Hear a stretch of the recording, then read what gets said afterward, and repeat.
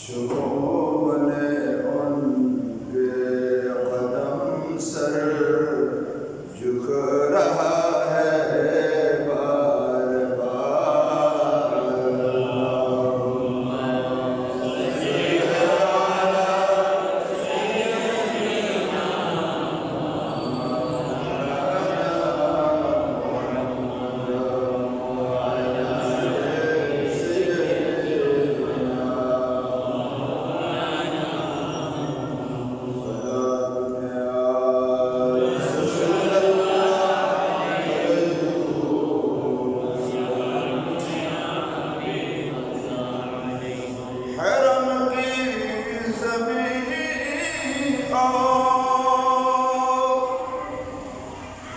कदम रख के चलना हर सरगमा है ओ जाने वाले साथ मेरा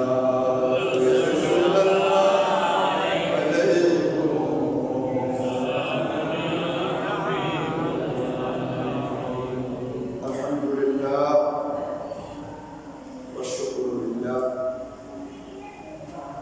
उपस्थित অধ্যকার পবিত্র মাহে রবিউল সানি তথা রবিউল আখির চাঁদের প্রথম জুমার দিবসে অপরাহত মাজিপাড়া জামে মসজিদে উপস্থিত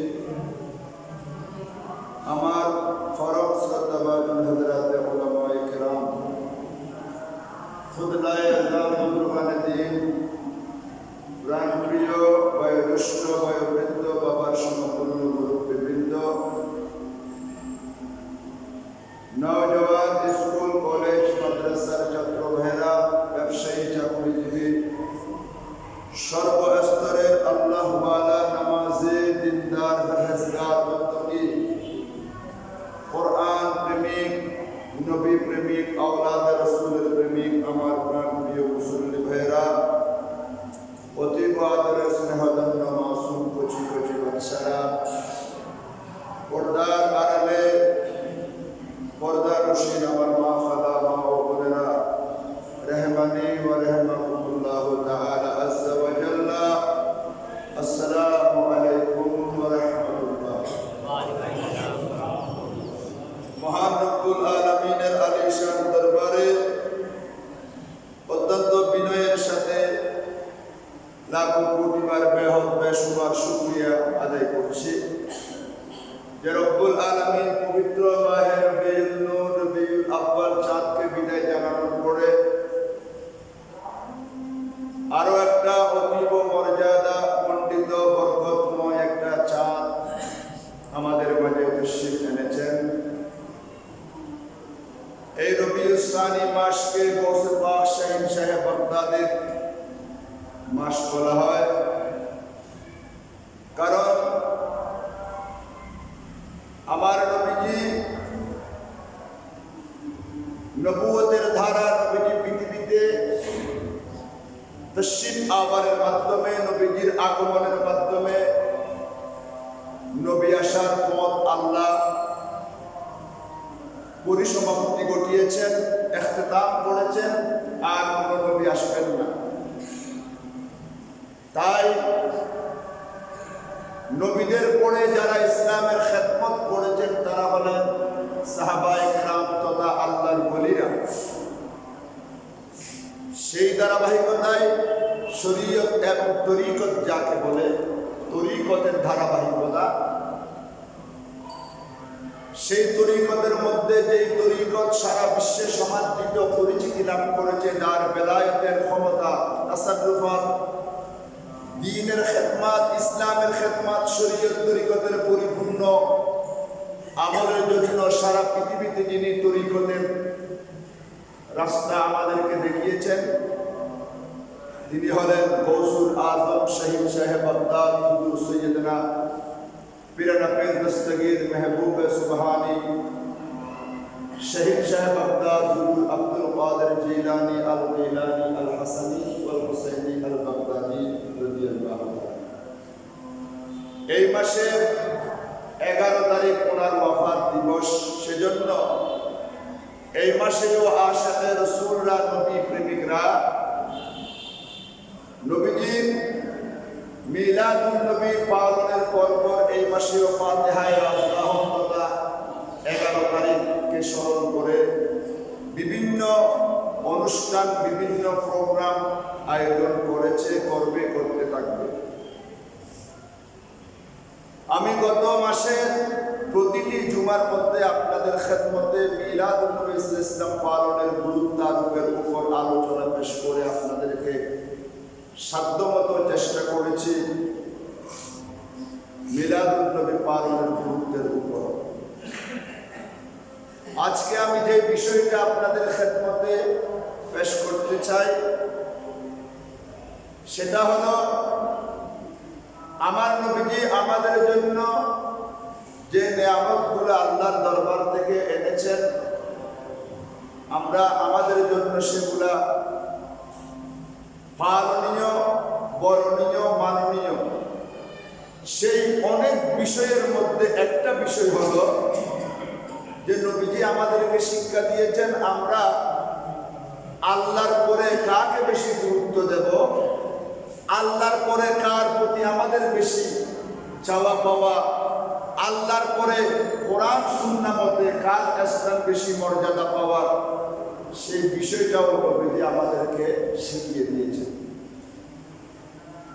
সেই ধারাবাহিকতায় আমি কোরআন কারীম থেকে একটা আয়াত আপনাদের সম্মুখে পেশ করব। পবিত্র ইসলামের সম্মান ও আনুগত্যের দিক দিয়ে পিতামাতাকে আল্লাহর পরে স্থান দেওয়া হয়েছে। এটা একমাত্র ইসলামের মধ্যে আল্লাহ এবং রসুলের আনুগত্যের পরে যার বেশি সম্মান তারা হলেন আমাদের আব্বা এবং আম্মা। তাদের হক কিভাবে আদায় করতে হবে, কেন আদায় করতে হবে, তার ব্যাপারে আল্লাহ কোরআনুল কারীমে অসংখ্য আয়াতে কারীমার মাধ্যমে আমাদেরকে দিক নির্দেশনা দিয়েছেন এবং হাদিসে পাকে রাসূল পাক সাল্লাল্লাহু তাআলা আলাইহি ওয়াসাল্লাম আমাদেরকে সেই বিষয়টা পুঙ্খানুপুঙ্খানুরূপে নবীজি আমাদেরকে বলে দিয়েছেন। আমরা ছেলেরা, মেয়েরা আমাদের পিতামাতার প্রতি আমাদের করণীয় কি, তাদের উপর আমাদের হকটা কি, সেই বিষয়টা অত্যন্ত গুরুত্বের সাথে ইসলামের মধ্যে বর্ণনা করা হয়েছে। যেমন সূরা বনী ইসরাঈলের 23 নম্বর আয়াতে আল্লাহ কি বলেছেন আপনারা একটু খেয়াল করুন।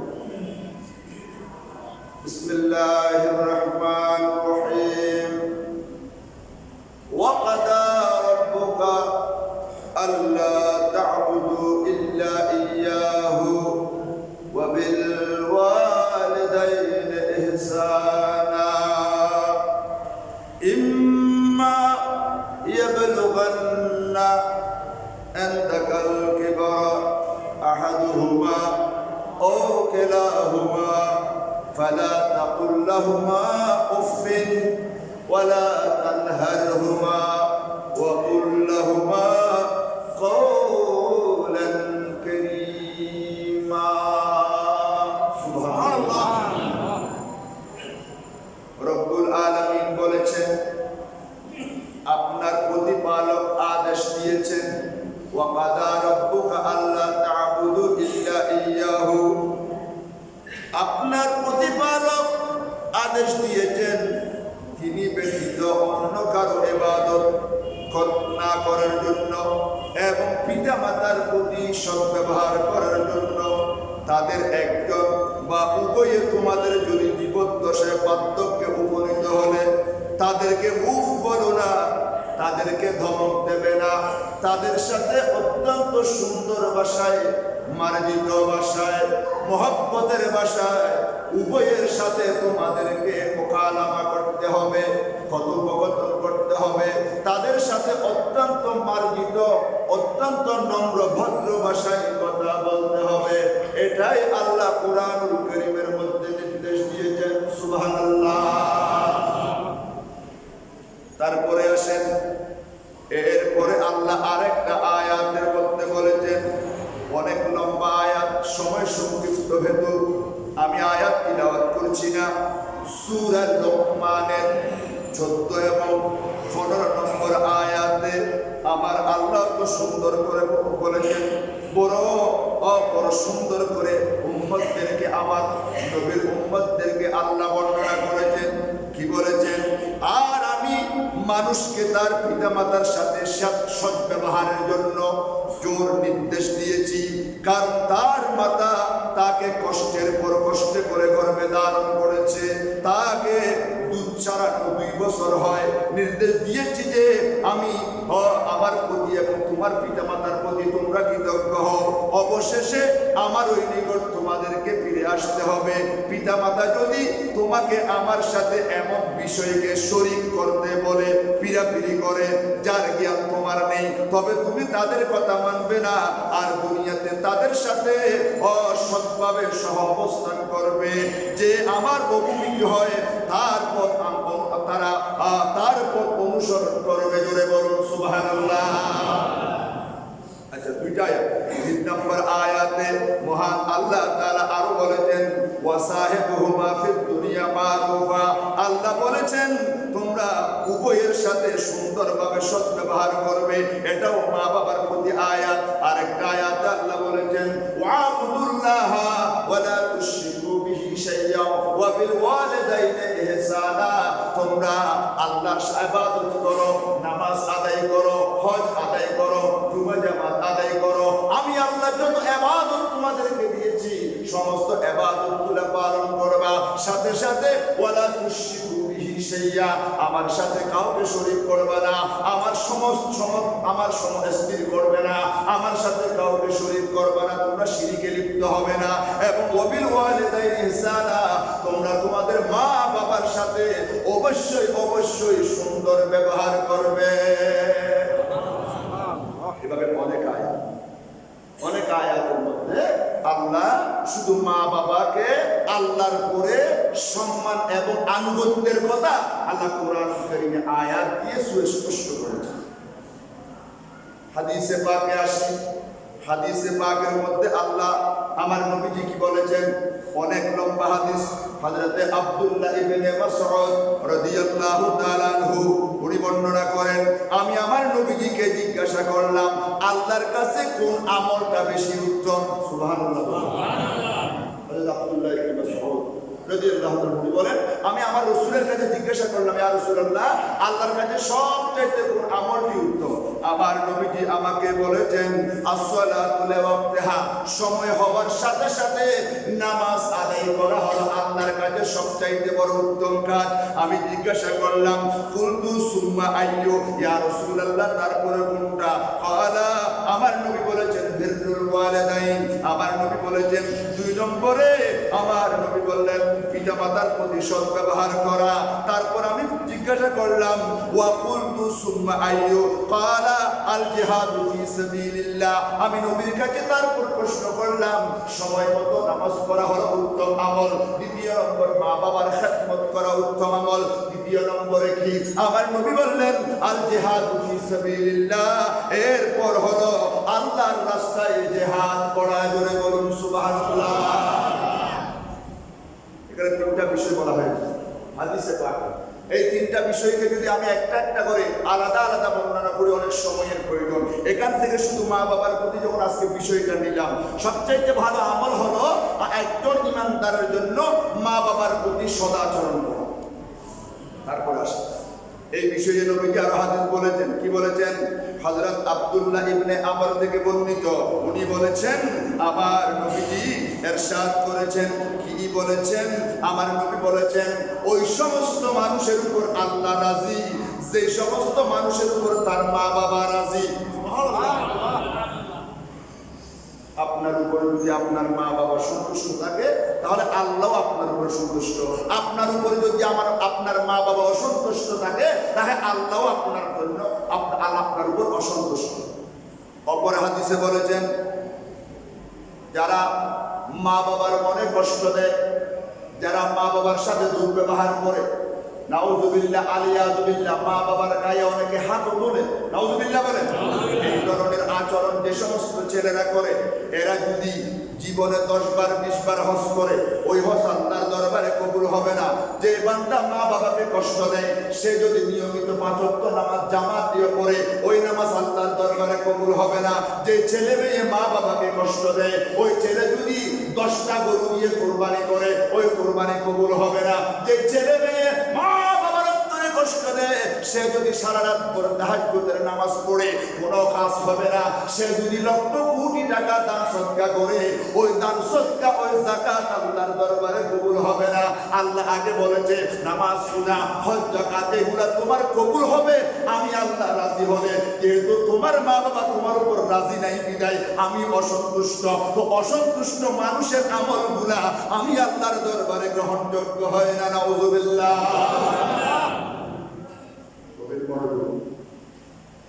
আজকে আমাদের সমাজে এই বিষয়টা অত্যন্ত ভয়াবহ রূপ ধারণ করেছে। বাংলাদেশের প্রত্যন্ত অঞ্চলে আমি বক্তব্য দেওয়ার জন্য আপনাদের দুয়ার বরকতে যাওয়ার একটা সুযোগ হয়। যেখানে যাই না কেন মাহফিল কমিটি আমাদেরকে একটা বিষয় দেয়, কিন্তু কিছু মা বাবা বুড়ো মানুষ এসে বলে হুজুর একটা মা বাবার কথা বই না নাউযুবিল্লাহ বলেন। এরকম প্রত্যেকটা এলাকায় প্রত্যেকটা জায়গায় যেখানে যায় সেখানে আমাদেরকে বলা হয় এই কথাগুলো।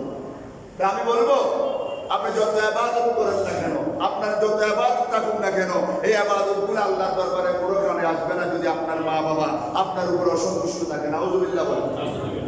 তারপরে আরো আসেন হযরতে আবু হুরায়রা রাদিয়াল্লাহু তাআলা আনহু থেকে বর্ণিত, তিনি বলেন আমার নবীজি ইরশাদ করেছেন ওই মানুষের দুলাই লুণ্ঠিত হোক তার নাক, দুলাই অবলুণ্ঠিত হোক তার নাক, দুলাই অবলুণ্ঠিত হোক তার নাক। আমি জিজ্ঞাসা করা হলো হে আল্লাহর রাসূল কার নাক দুলাই মলিন হবে? তিনি বললেন সেই ব্যক্তির যে তার পিতা মাতার কোনো একজনকে অথবা উভয়কে বৃদ্ধ অবস্থায় পেয়েছে, অতঃপর তাদের সেবা যত্ন করে জান্নাতে প্রবেশ করতে পারলো না, তার নাকটা দুলাই মলিন হোক, তার নাকটা দুলাই মলিন হোক। নাউযুবিল্লাহ। নবীজি বলেছে ওই মানুষের নাক মুখ দুলাই মলিন হোক যে একবার নয় 3 বার। হযরত আবু হুরায়রা রাদিয়াল্লাহু তাআলা বলেন আমি নবীজির কাছে জিজ্ঞাসা করলাম ইয়া রাসূলুল্লাহ কার নাক দুলাই মলিন হবে? আমার নবীজি বলে ওই মানুষের যে মা এবং বাবা যে কোনো একজন অথবা উভয়কে পেয়ে সেবা যত্ন করে জান্নাত দিতে পারে নাই দুনিয়াতে, তার জন্য আমি তার নাক মুখ দুলাই মলিন হোক সেটা আমি তার জন্য বদদুয়া করছি। নাউযুবিল্লাহ বলেন। শুধু তা নয়, আমার নবীজি অপর এক হাদিসে কি বলেছেন দেখেন, হযরতে আবু উমামা রাদিয়াল্লাহু তাআলা আনহু থেকে বর্ণিত, জনৈক ব্যক্তি রাসূলকে জিজ্ঞাসা করলো যে সন্তানের উপর পিতা মাতার হক কি? তখন উত্তরে নবীজি বললেন তারা তোমার জন্য জান্নাত এবং জাহান্নাম। সুবহানাল্লাহ। ওরে বাবা আমার ভাইয়েরা, ছেলেরা, মেয়েরা যাদের কানে আমার আওয়াজ যাচ্ছে, পর্দার ভিতরে মা বোনেরা আছেন, আপনাদের খেদমতে আমার আরো গভীর মনোযোগ। নামাজ পড়ি জান্নাতের জন্য, ঠিক কিনা বলেন?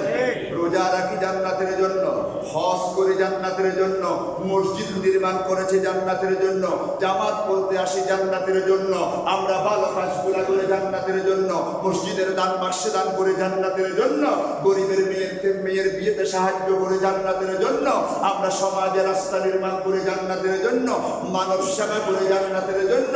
কিন্তু কোন আমলের মধ্যে নবীজি এই কথা বলে নাই। আমার নবী একটা হাদিস এটা বলেছেন হুমা জান্নাতুকা ওয়া নারুকা, তোমার মা বাবা তোমার জন্য জান্নাত, তোমার জন্য জাহান্নাম। সুবহানাল্লাহ। তোমার মা বাবা তোমার জন্য জান্নাত এবং তোমার জন্য জাহান্নাম। ইয়া রাসূলুল্লাহ এটা কেমন? আমার নবীজি বলেছেন ওই মানুষের জন্য জান্নাত কে যে দুনিয়ার মধ্যে একটা সুন্দর কথা দিয়ে, ভালো একটা খাবার দিয়ে, ভালো একটা পরনের কাপড় দিয়ে, যেভাবে হোক মা এবং বাবাকে যদি সে দুনিয়াতে সন্তুষ্ট রাখতে পারে, আমি নবী ওই ছেলেকে গ্যারান্টি দিয়ে দিলাম সে জান্নাত পেয়ে গেছে। আরে জোরে বলেন না সুবহানাল্লাহ। সে জান্নাত পেয়ে গেছে। আর কোন ছেলে যদি তার আচরণে, তার কথায় যদি মা বাবার অন্তরে যদি সে কষ্ট দিয়ে থাকে, তাহলে গ্যারান্টি নিয়ে নাও সে জাহান্নামী।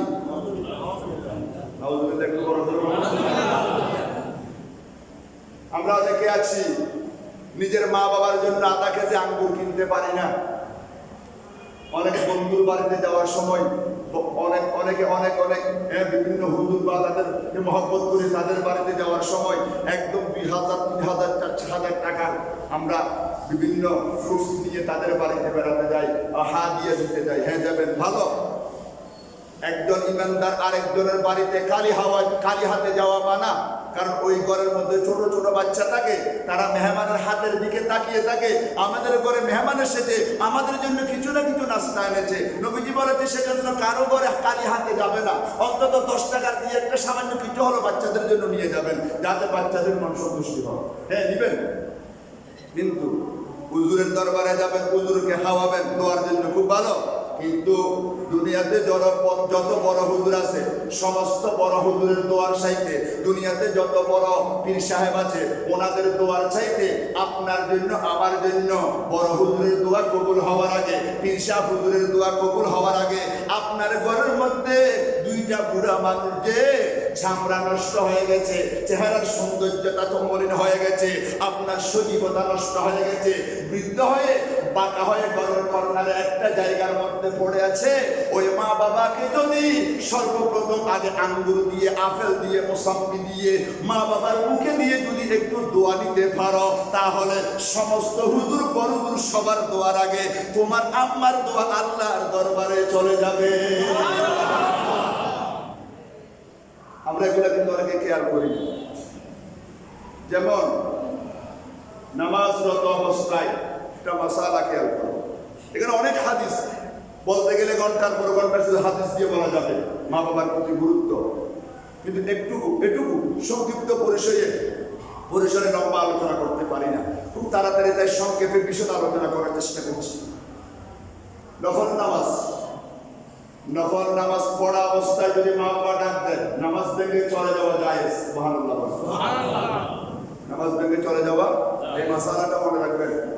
কারণ ফরজ নামাজ ভাঙা যাবে না মা বাবা ডাক দিলে, কিন্তু নফল নামাজ, আপনি নফল নামাজ পড়তেছেন, যেমন ইশরাক পড়তেছেন, সালাতুল আওয়াবিন পড়তেছেন, আপনার বাবা ডাক দিল, এই অমুক, আপনি বাবার ডাকে সাড়া দিলেন, কিসের জন্য ডাকলো না, কিসের জন্য ডাকলো? আচ্ছা, একটা ঘটনা বলি। এটা ঘটনা মানে আমার হাদিস শরীফ বানানো কোনো ঘটনা নয়। আমার নবীজি সাহাবায়ে কেরামদেরকে নিয়ে বসলেন, বসে সাহাবীদেরকে একটা ঘটনা বললেন। ওগো সাহাবীরা, বনি ইসরাইলের যুগে একজন বড় পীর সাহেব ছিলেন, বড় আলেম। তার ইবাদতের ঘটনা, তার ইবাদতের শোহরত সারা বনি ইসরাইলের মানুষরা জানতো। ওনার জন্য তারা পীর সাহেবের জন্য খানেকা বানিয়ে দিয়েছে অনেক টাকা খরচ করে। ওনার নাম হলো হযরতে জুরাইস রাহমাতুল্লাহ তাআলা আলাইহি। নাম কি? হযরত জুরাইস, বনি ইসরাইলের একজন আল্লাহর ওলি। ওনাকে সবাই ভালোবাসতো, ওনার জন্য হাদিয়া তোহবা আনতো। উনি দোয়া করলে মুরিদের আশা পূর্ণ হতো, সেজন্য ওনাকে সবাই ভালোবাসতো।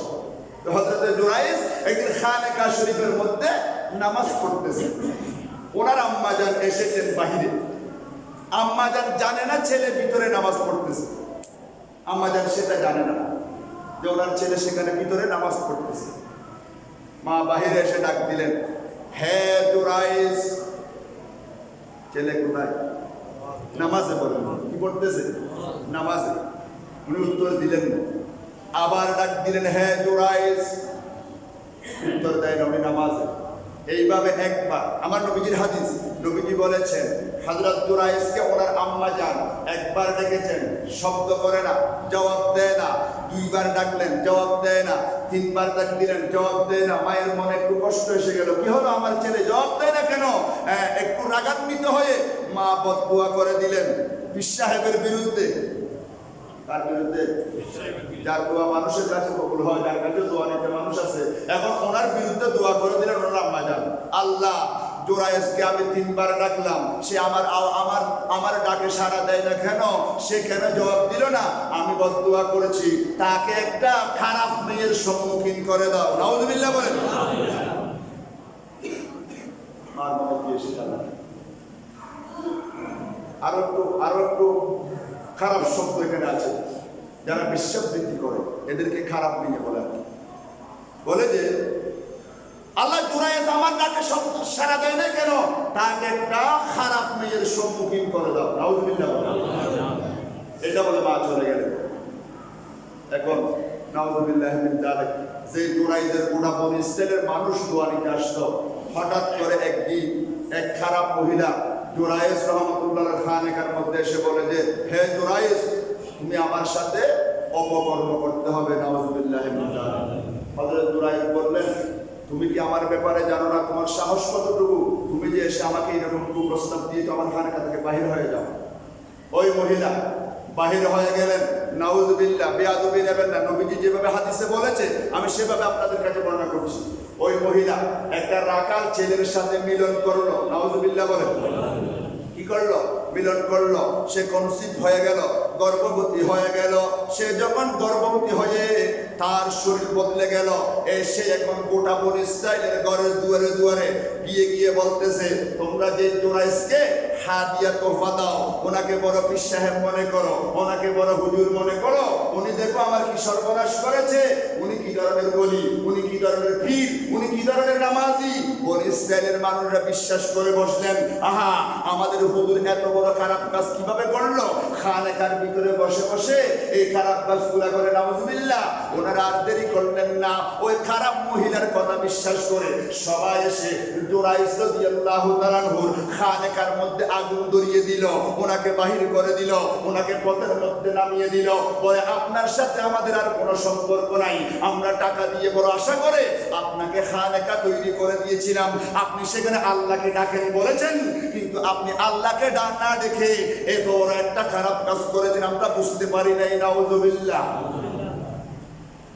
হযরত জুরাইজ কিছু বুঝতে পারতেছে না, কি ব্যাপার, আমি কি করলাম, আমি তো এত বড় অপরাধ করি না, এই অপরাধ আমার উপর কেন আসছে? পরক্ষণ উনি জানতে পারলেন ওনার আম্মা ওনাকে বদদুয়া করেছে। কি বদদুয়া করেছে? আল্লাহ, আমার জুরাইজ আমার ডাকে সাড়া না দেয় নাই বলে আমি বদদুয়া করেছি। বদদুয়া তো আপনাদের মনে আছে।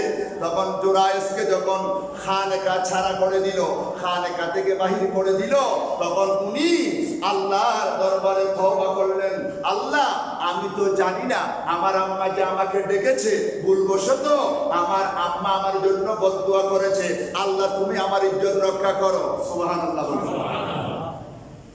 এই দোয়া করে সমস্ত বনি ইসরাইলের মানুষদেরকে ডাকলেন, ডেকে একত্রিত করলেন, ওই খারাপ মহিলাটাকে আনলেন, এনে বললেন, আপনারা সবাই আমার উপর খারাপ তহমত দিয়েছেন, আমার বদনাম করেছেন এই মহিলার কথা বিশ্বাস করে। আজকে আমি আপনাদের সামনে এর একটা দলিল পেশ করতে চাই, আপনারা আমাকে ভুল বুঝবেন না, আপনারা একটু সবাই আসুন, এই মহিলাটাকে একটু হাজির করুন। দেখেন আল্লাহর ওলির ক্ষমতা। ওই মার বদদুয়ার কারণে সাময়িক উনি বেইজ্জত হয়েছেন, কিন্তু ওনার ওলিদের ক্ষমতা দেখেন। ওই মহিলাটাকে আনা হলো, মহিলাটাকে আনার পরে বনি ইসরাইলের সমস্ত মানুষরা উপস্থিত হলো। সবার সামনে ওই জুরাইজ বললেন, এই মহিলা, তুমি কোনো কথা বলবে না, আমি তোমার সামনে গিয়ে কথা বলবো, যা বলার তোমার পেটের সন্তান বলবে। সুবহানাল্লাহ বলেন। আরো জোরে বলেন না সুবহানাল্লাহ। কি আশ্চর্য ব্যাপার! বনি ইসরাইলের মানুষরা বলে, আমাদের হুজুর মনে হয় খারাপ কাজ করে আরো মাতাল হয়ে গেছে, পেটের সন্তান কিভাবে কথা বলবে? কারণ এই ধরনের ঘটনা ওরা কোনোদিন দেখে নাই। কিন্তু আল্লাহর ওলিদের ক্ষমতা আছে, পারে। কেমন দেখেন, ওই খারাপ মহিলাকে সামনে দাঁড় করালো, বনি ইসরাইলের সম্ভ্রান্ত সবাই দাঁড়ালো। তখন ওই মহিলার সামনে গিয়ে হযরতে জুরাইজ, আল্লাহর বন্ধু, আল্লাহর বন্ধুরা মুখ দিয়ে যা বলেন সেটা লিসানুল ফুকারায়ে কলমুর রহমান। আল্লাহর যারা সত্যিকার বন্ধু, আল্লাহর যারা সত্যিকার বলি, তাদের মুখ দিয়ে যেটা বলে সেটা খোদার কুদরতের কলমের দ্বারা লিখনি হয়ে যায়। আর দেরি করেন না, ওই মহিলাটার সামনে গিয়ে হযরতে জুরাইজ তার পেটের দিকে সম্বোধন করে বলে, এ খারাপ মহিলার পেটের বাচ্চা, তুমি সবাইকে বলে দাও তুমি আমার সন্তান না, অন্য কারো সন্তান। জোরে বলুন সুবহানাল্লাহ। সাথে সাথে ওই পেটের সন্তান ডাক দিয়ে বলে, এ বনি ইসরাইলের মানুষেরা, তোমরা এই হুজুরকে বদনাম করিও না। আমার মা হলো এই এলাকার সবচাইতে খারাপ মহিলা। আমার মা একটা রাখালের সাথে মিলন করে গর্ভবতী হয়েছে। আমি রাখালের ছেলে, আমি এই আল্লাহর ওলির ছেলে নয়। পেটের সন্তান সারা দুনিয়াকে জানিয়ে দিল। সুবহানাল্লাহ।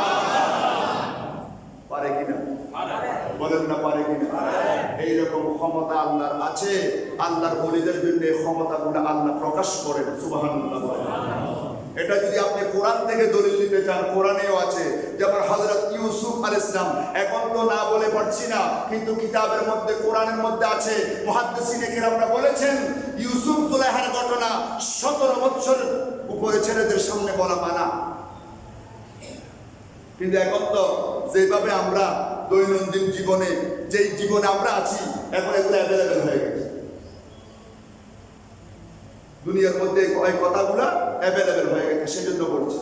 ইউসুফ জুলাইখার ঘটনা, যেমন ইউসুফ আলাইহিস সালামকে যখন বিবি জুলাইখা একটা রুমের মধ্যে নিয়ে প্রস্তাব করলো, আপনার সাথে আমার খারাপ সম্পর্ক করতে হবে।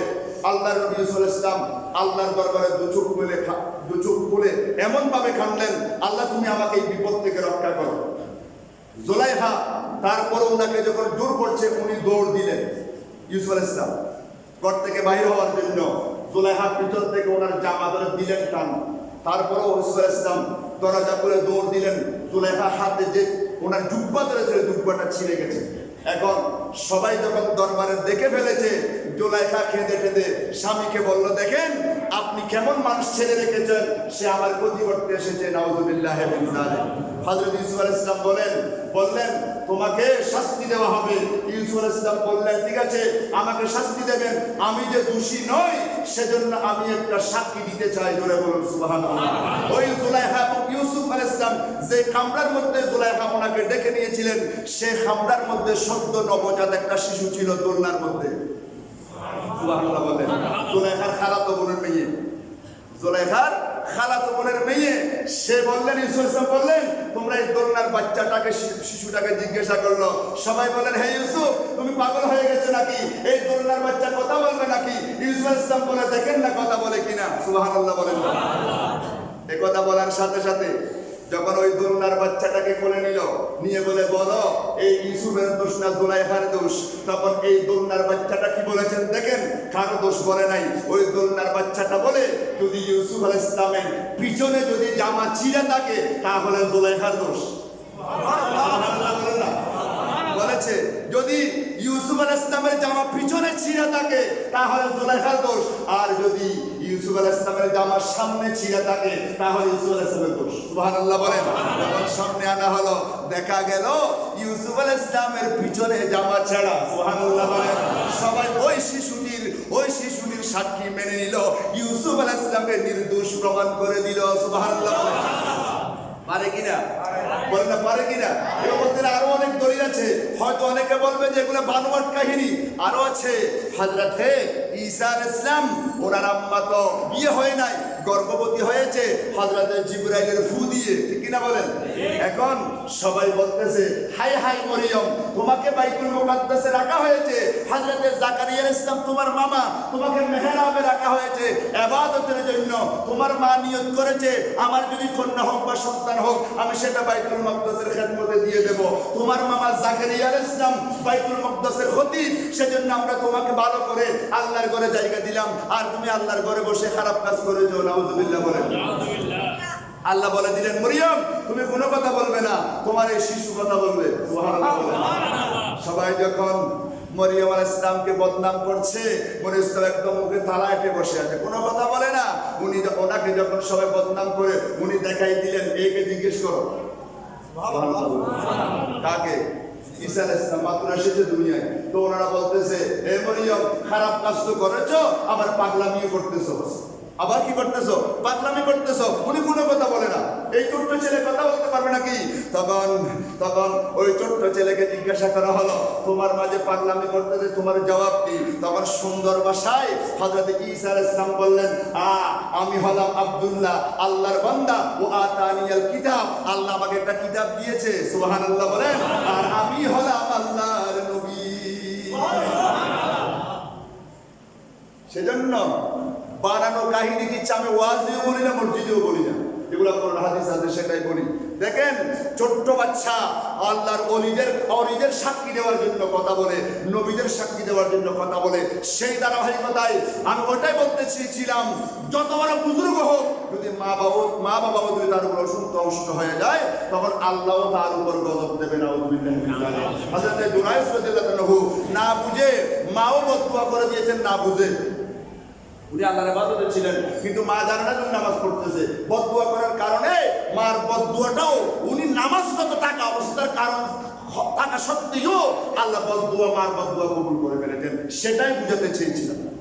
আমরা যত আমল করি না কেন, যদি মা বাবা রাজি না থাকে, তাহলে আল্লাহ সন্তুষ্ট থাকে।